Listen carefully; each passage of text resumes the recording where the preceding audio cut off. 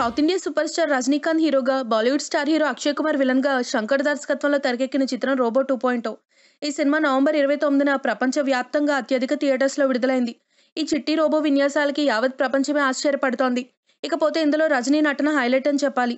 ఈ రంగుల లోకంలో ఒకసారి తప్పనిపించింది, ఇంకోసారి కరెక్ట్ అనిపిస్తుంది. ఇకపోతే ఈ సినిమా రికార్డ్స్ అనేవి సినీ అభిమానులకి నిద్ర లేకుండా చేస్తూ ఉంటాయి.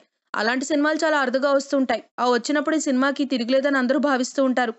వాటిలో రికార్డ్స్‌కి చెరిగిపోకుండా నిలుపుకునే సినిమాలు కొన్నే ఉంటాయి. అలా తన సినిమా రికార్డ్స్‌ని చెరిగిపోకుండా ఆకాశమంత ఎత్తులో నిలుపుకున్న వారిలో రజనీ ఒకరు. బలమైన కథా కథనాలకి అత్యాధునిక సాంకేతిక పరిజ్ఞానాన్ని జోడించి ఈ సినిమాని మరో లెవెల్‌లో తెరకెక్కించాడు శంకర్. ప్రపంచవ్యాప్తంగా తెలుగు, తమిళ, హిందీ వెర్షన్స్‌లో ఈ సినిమా విడుదలైంది.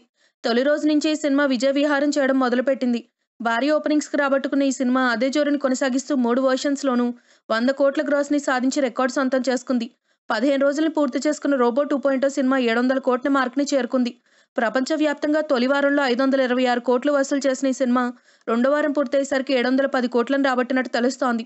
ఒక్క తమిళనాడులోనే 2 వారాల్లో 166 కోట్లను రాబట్టి రజనీకాంత్ కెరీర్‌లో అత్యధిక వసూళ్లు సాధించిన చిత్రంగా 2.0 నిలవడం విశేషంగా చెప్తున్నారు. త్వరలో 2.0 చిత్రం చైనాలో భారీగా రిలీజ్ చేసేందుకు ప్లాన్ చేస్తున్నారు.